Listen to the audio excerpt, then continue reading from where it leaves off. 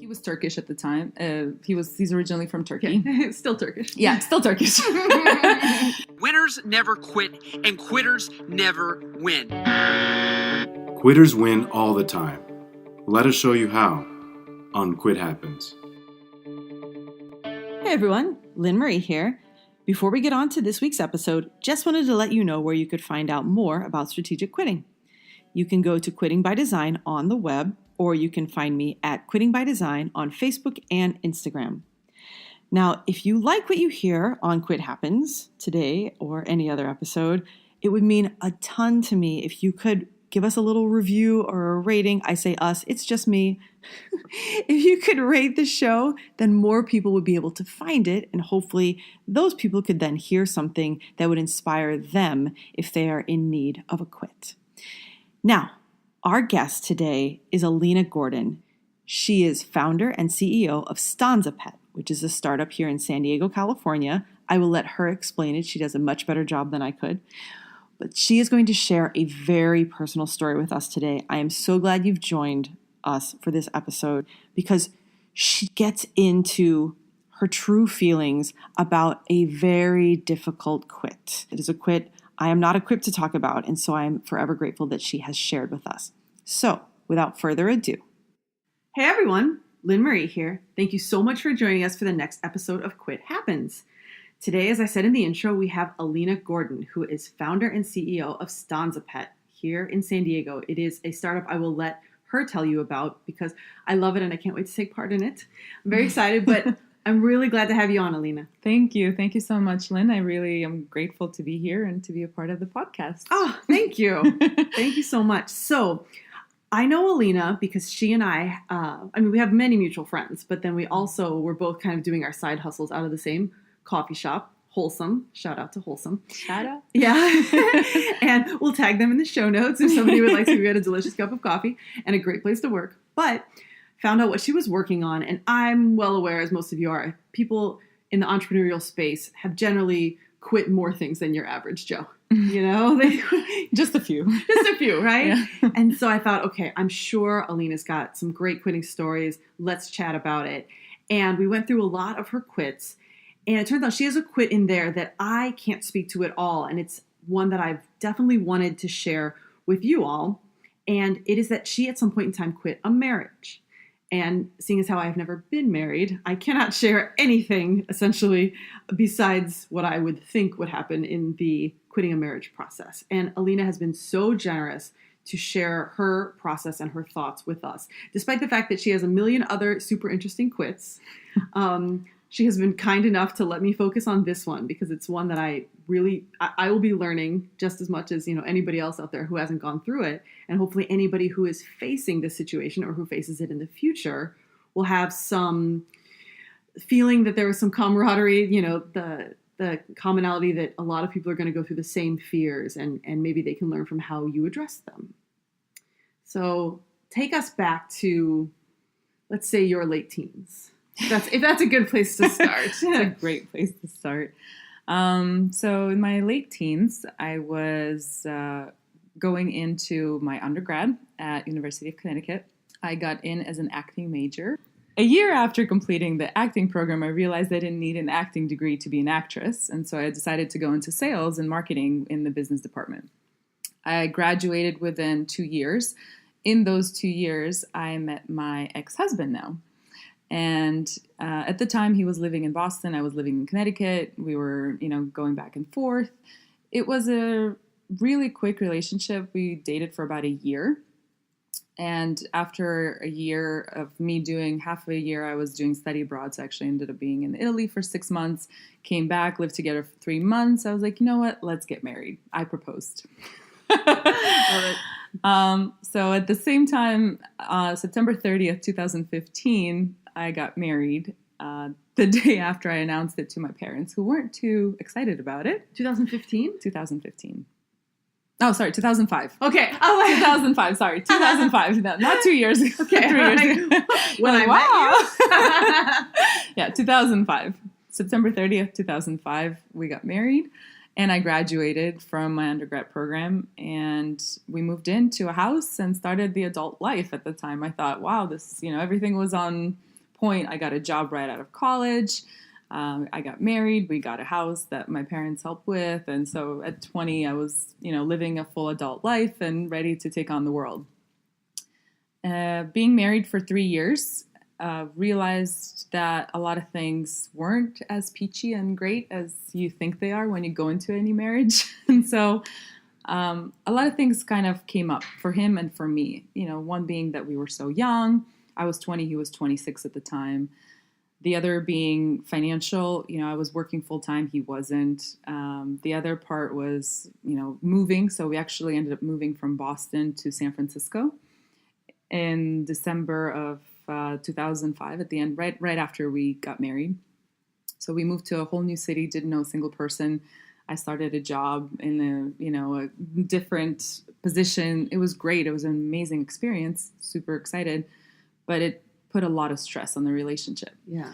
And that was about 1.5 years, 2 years into the relationship. And at that point, things were really rocky. We were fighting a lot. There was a lot of financial problems, family issues.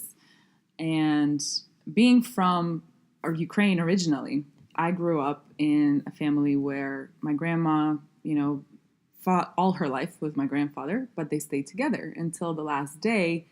She loved him and would never leave his side and was worried, who's going to take care of him if I'm not here.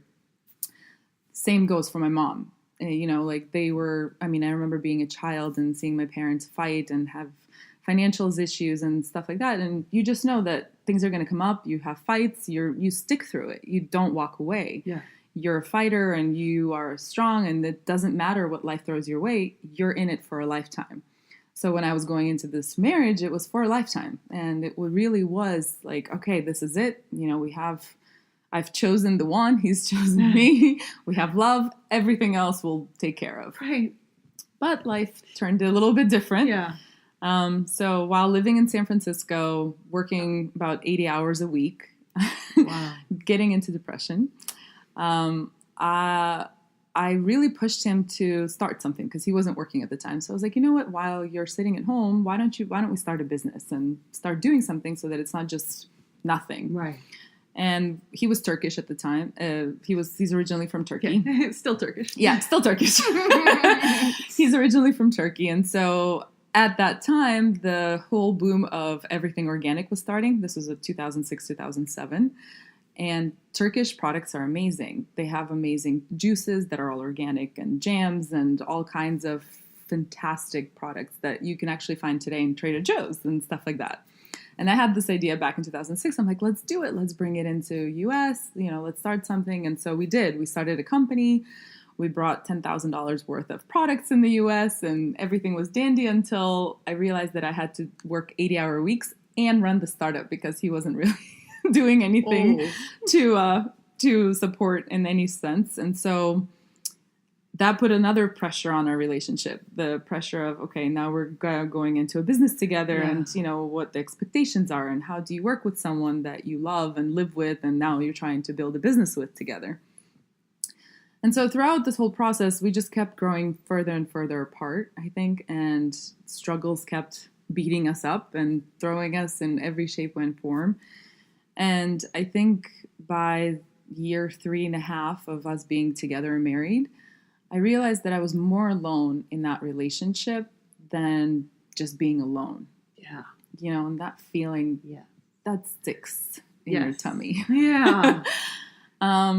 Yeah. Can you describe a little bit, because I love how you say that sticks in your tummy. Like, do you remember the actual physical sensations that would be coming up at that time? Because I'm sure there's part of your brain says, I feel more alone than I would, but there's probably also some kind of physical manifestation of that. Yeah, absolutely. I mean, it was going to bed every night crying. It was having no sex life at the time because, I was 22, 23, and he was busy looking at adult websites. Oh, wow. Yeah. Let's put it that way. Gotcha.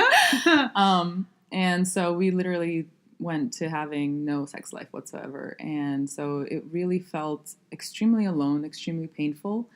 I kept fighting for it. I really wanted to fix it. And I thought I could fix it. And I thought I could change him. And I thought that if I put a little bit more work and a little bit more effort, or if we talk a little bit more, or if we do something different, it can work out. It will work out. It has to work out. There's no other option. Right. You don't leave a marriage. Right. Did you go to counseling at this point or any point? No, we never did counseling. I think looking back, it could have helped, but at the same time, I think I'm grateful that we didn't, because it would have just probably prolonged something that already was broken. Yeah. At the core of it. We were really just in love, crazy in love when we first met, but there was nothing else to support that relationship. Gotcha. We didn't really have friendship. We didn't have, we had a friendship, but it wasn't he wasn't my best friend, Right. as you say. Yeah. Our interests grew apart. Different things started coming up that it was just different. Yeah. We grew different. Like, I have a lot of interest. I did like a marathon at the end of it.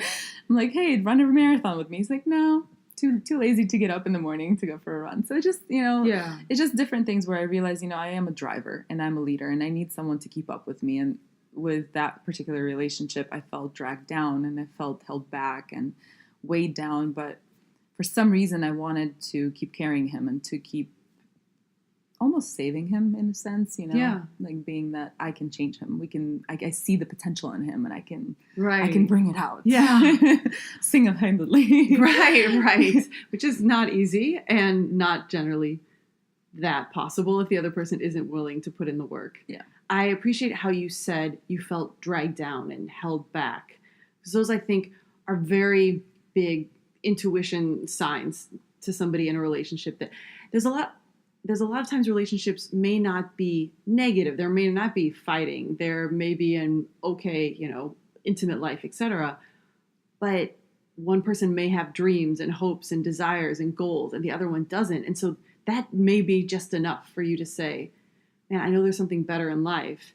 And do I want to spend the rest of my life wishing I had found a more supportive partner to help me achieve that, right? Exactly.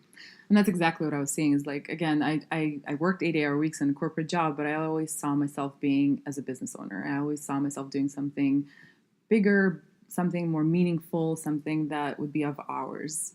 And he just wouldn't step up to that plate. And on top of that, he would just, blame me, put me into like, well, you're not doing this or you're doing that, or, little things that got in the way. And so I think that's when I really realized, I really do want a life that's very different from what I have here. And you are the creator of your own existence. And Yes. so in Yes. every aspect.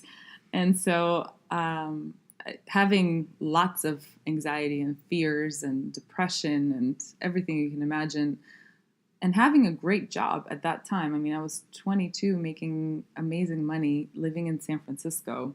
If you take any other person today, they'd be like, you're insane. But I walked into my manager's office and I said, I'm going to quit.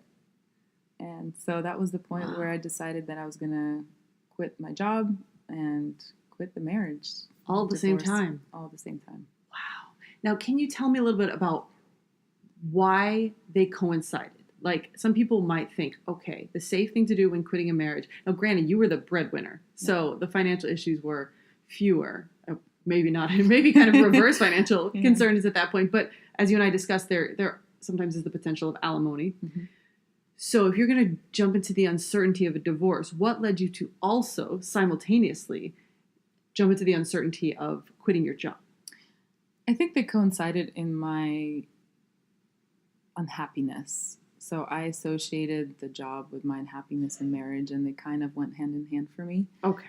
And so I just was miserable at my job. I hated it. I hated it with passion. I would dread waking up every morning. I would dread going to work. I would dread doing the work. I was good at it. I was really good at it.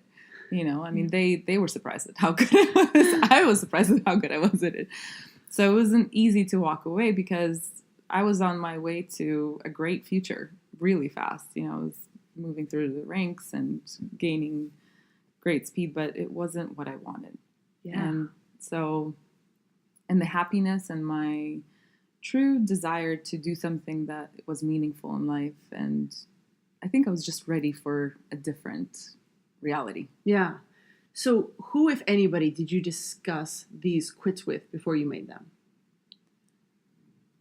I've talked to, maybe one of my girlfriends I did talk to my mom about it quite a bit, who, again, being from Ukraine and having been in a relationship her entire life, wished for something different for me from the very beginning. And so surprisingly and fortunately, she was supportive. And so she said, I am here for you and we are here for you. So if you want to go through with this, it's your decision. That's amazing. I love to hear that. Were there any other fears? Let's just we'll take the job and the marriage separately here. Job-related fears when you left that job. There was a huge fear of, how am I going to survive? How am I going to pay for rent? How am I going to feed myself? And where am I going to go? And quitting my job meant I had to move. I had to leave the city. And so I decided to actually move to Arizona to be closer to my family, where I didn't know anyone as well. And it was kind of had to start over from scratch again. Wasn't the last time, but right. One of the few times that I did that. And so, for the job, it was just like, where do I even begin? What do I want to do? Where do I fit in? How am I going to contribute? And how am I going to make the money? Yeah. What tools did you use to get through that period? Mental tools or actual therapeutic tools? So the stress part, for me, it was at the time I started running and I actually signed up to do a full marathon. I've never ran more than 3 miles in my life. And my coworker was doing the AIDS fundraiser San Francisco Marathon. And she just invited me to go to the information session with her. And I was like, you know what? That sounds great. Like, I want to get in shape and I want to do some sort of fundraising or give back to the community. I'm in. Nice. And I'm like, did you ever run before? She's like, no, I'll never run. I'm like, perfect, neither have I. If you can do it, I can do it. I love it. So we kind of supported each other and showed up to this. I remember this meeting. The most incredible thing actually happened in that meeting. There was a lady who was 82 years old. This is a little bit of a tangent, but it's quite all right. There was a lady who was 82 years old, and it was the first marathon she was doing in her life. And she was doing it because her son at 23 had gotten AIDS, and so she was doing it in his honor. But the fact that this 82-year-old woman was running gave me so much courage and so much strength that I said, if this woman can do it, I will crawl, but I will finish this marathon if it's going to kill me. And it also opened up my eyes to kind of what life is about. And we tend to be in a relationship and we think that the whole world revolves around that. And you get stuck in this, like, this is my life, this is my world, there's nothing else that exists. How am I going to do anything else? Where am I going to run to? Who do I know? And then you start to veer off a little bit into activities or, coping. Different people cope different ways. And for me, it's always being active. So I dance a lot and I started running and I realized, life is so grand and there's so much to learn and there's so much to do and people to meet, that limiting yourself to that one relationship and trying all of my effort to save it, what was it for? Yeah. Yeah. Oh, that's so well put. I think what you bring up is something that I'm pretty sure Tim Ferriss is the one who said this. He calls it diversification of identity. Mm-hmm. And for you, it was more an issue of realizing there's more out there for you to spend your energy on than this one thing. But I think for a lot of people who may identify, if they identify strongly with their marriage, if they identify as a wife, that's kind of their thing, mm-hmm. and they're faced with the possibility of a divorce, then for them, it's like these other things may have to be their lifeline as an identity. Yeah. And that was a lot of it for me because of where I was from and how I grew up, that I saw my grandma and my mom, first of all, as mothers, and second as wives. Third was my grandmother was a doctor, but she never identified herself as a doctor. That was her profession. But her first and absolute identity was a wife and a mother. That's it. Yeah. That they were homemakers, And my mom was a homemaker most of her life, although she worked many different jobs. But her first identity was mom. Second identity, wife. That's it. And so coming from those identities, for me, I had a lot of struggle seeing that I would have to quit that, or I would be a disappointment to myself, first of all, that I wasn't good enough and I didn't, somehow work it out enough. Yeah. How did you get through that struggle? Oh, What a did lot you- of tears. Yeah, I was gonna say. So I remember, it was interesting when I first moved to Arizona. The first 3 months, I don't think I could see out of my eyes. It was a lot of crying. It was just a lot of shedding, a lot of realizing that I am taking a different path and there's no going back. At that point, he actually went back to Turkey, and he wasn't planning. He just bought a one-way ticket and went back, and so he wasn't coming back, and there was no way for us to even see each other. Wow. And so I knew, okay, this is it, and this is where I'm going. And it was, in a sense, kind of like, you go through losing someone. It doesn't matter if it's bad or good or whatever. It's like seeing as if a member of your family dies. For sure. So you go through the whole process of just mourning them. Yeah, absolutely. And that was painful. Yeah, I can imagine. And scary, extremely scary and painful, especially at nights. Yeah. Those are the hardest. Yeah. But for me, what worked was putting myself out there. And I got involved in volunteering and working with pets and volunteering at orphanage in Arizona. I got into hiking. I did yoga. I mean, you really, like I said, there's so much in this world and so much for us to choose from that it's hard not to, find something. Right. I think you make a very good point that it's not going to be easy. You don't wake up the next day and go to yoga class and say, I'm going to start. You have to go through the grieving process. You have to feel your feelings, make it through, just with some kind of faith that you're quitting up. If this is this is obviously an entirely different story if you have the divorce sprung on you. That is not that is not your quit. That is not what we're talking about here. But this is when your choice is to make this quit. Yeah. And you don't expect that you're going to just wake up and everything's fine. Be kind on yourself. Yeah. But no, going into it, A, there will be hard times, and B, they will pass. Yeah. Right? It's just really hard to know that and remember that when you're in it. Sure. That was the hardest part. And having friends around helps, and having family, if you're lucky enough, that can support you is amazing. I was lucky enough, for sure. Yeah. And that's why I appreciate you sharing your story, because if somebody is on the precipice or going through it, to hear somebody else say, just that reminder for you, reminding them, I live a full life now. I got through it. Yeah. I went through the tears. I came out on the other side. I mean, that's all most of us need ever, is to know somebody else has been in our same position. Yeah. They survived. Yeah. I'll do it too. Just some inspiration from somebody. 100%. Yeah. And I'm grateful. Looking back now, I'm so grateful. I would never regret having the marriage. I'm actually grateful for it because of how much I learned and because of how much growth I did in the relationship and going through the quit of the relationship. Yeah. Because now when you decide on a partner, you have this whole list of criteria that you're like, no, there has to be more than love. Yes. We should probably have a hobby in common. At least one. Yeah, that'd be a bonus. That would be great. Yeah. Which is great. That's exactly it. Like, you've learned from I love that you view it not as a regret, as there was no waste. It was a learning process. 100%. And I'm so grateful that it happened early on in life too. Yeah. That now, still being in my 30s, I still have the ability to kind of choose my partners and absolutely know what I want. Getting back to just the logistical aspect, were there any, besides the fears associated and kind of that pressure on yourself of like, I have failed, to live up to my mom and grandma's I'll make it work for life standard, were there any logistics that you had to deal with? Well, sure. Yeah. We had to liquidate all our products from our startup. From your store. Yeah. There was 10 huge crates of juices and jams and everything you can imagine. So we did a lot of donating. That was good. We donated to local shelters.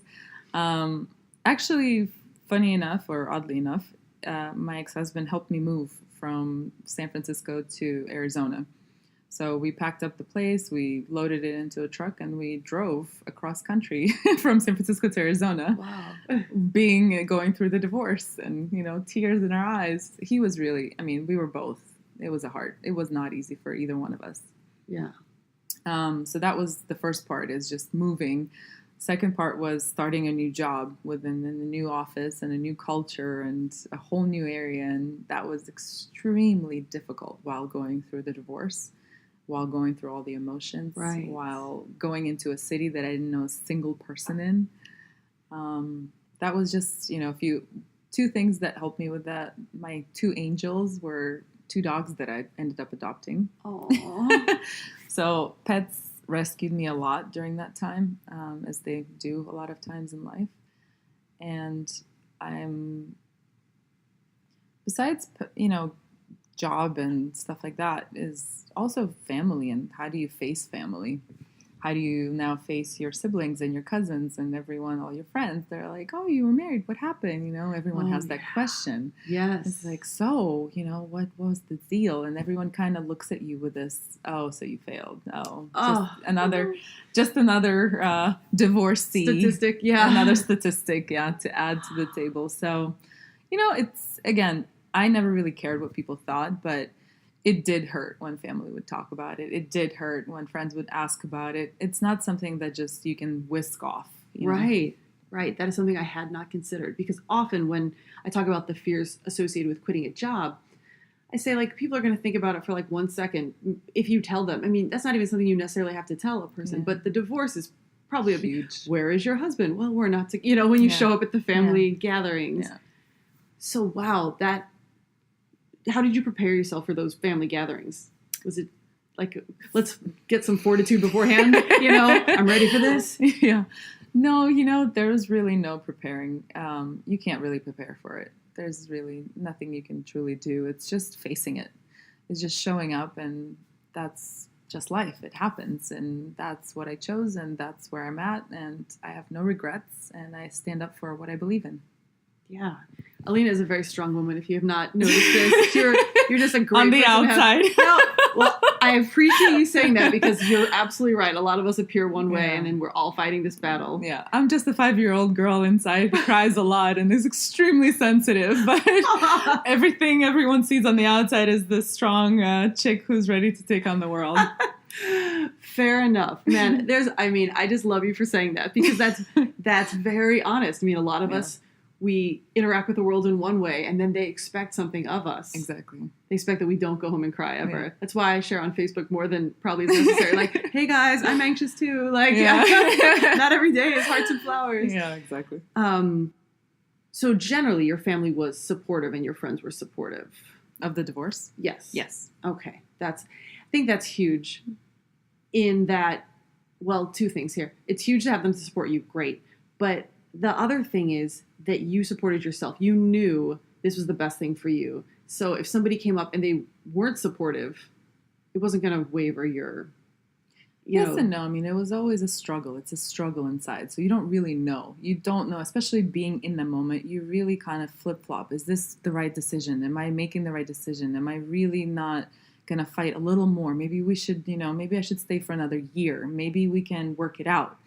You have so many questions that constantly pop up, but then you're like, no, I'm unhappy. And here's what's happening right now, not a year from now. And you have to constantly remind yourself of, what do you want? And what are you willing to do for it? Yes. I love that, because you're right. At the end of the day, you had that anchor. Yeah. You know what was the most important. And you're right. There's always going to be that questioning. Yeah. Especially if people bring up some, maybe, something you hadn't thought of, or something that really gets at your core, like, oh, but you're Ukrainian, this is not what we do, or what, exactly. Whatever it is. But you're right, at the end of the day, for any quit, when it involves somebody else's judgment, the key is just to remember, this is my happiness at the end of the day, not yours. Rarely involves another person. This one did involve another person. It's one of the few that does, but they're not the ones judging you right now. Yes. Exactly. I don't know, how did your husband respond? He was upset, and for him it was a struggle as well. But I think in the end, when we did finally separate, he realized that it was the right decision to make as well. So, and we were lucky. We didn't have one of those crazy divorces where, they start fighting, and we didn't fight. We didn't have any issues over, I keep this, you keep that. It was really about, how do we move forward now? What do we do? And keep it as friendly. For me, I never wanted to have him. I mean, to this day, I send happy birthday to him, Yeah. And to this day, he's married now, remarried happily, and I'm super happy for him. And I always wanted to leave it on a good note, because he meant something to me in my life at one point. Maybe not now, but at one point. And I don't believe in just shutting or deleting people out of your life. I think everyone comes into your life for a reason, and I'm grateful for that particular experience, regardless of how painful it might have been. Absolutely. And I love that you still appreciate him for that role that he played. Absolutely. I cannot thank you enough for sharing your story and your insight and just your soul and your heart with us, frankly. You sound like all hippie over here, but, that was just, it's, I think, very important for people to see the real insides of 100% of, guests. I always appreciate that. Yeah, absolutely. It's just about connection with people, and it's really hard to connect with people's kind of external and when you don't know their true feelings and their struggles. And so thank you for sharing. Now that you have made all these transitions and you're now out in San Diego, please tell us what you're doing with StanzaPet. Well, StanzaPet, as I mentioned before, pets have been a big savior in my life. And kind of always, since I was a little girl, I had this big heart and connection to animals in general. And after completing a global MBA program, I really wanted to start something on my own, and this time on my own. Yeah. And so I started this idea about, a community coming together and supporting each other in pet care, where there wouldn't be any money, where there wouldn't be any constraints on how many pets and what kind of pet and the times and all the things that we run into that are kind of struggles today in pet care environment. And so StanzaPet was born, and the whole idea is to trade pet care for pet care with no money exchanged. We use credits, so you earn credits when you watch other people's pets, and then you use those credits to have your pets watched. There's no limitations on the size, the color, the breed. It's up to 3 pets and 24-hour, any kind of pet care you need. It costs you 100 credits, and then you earn 120 credits for watching other people's pets. Wow.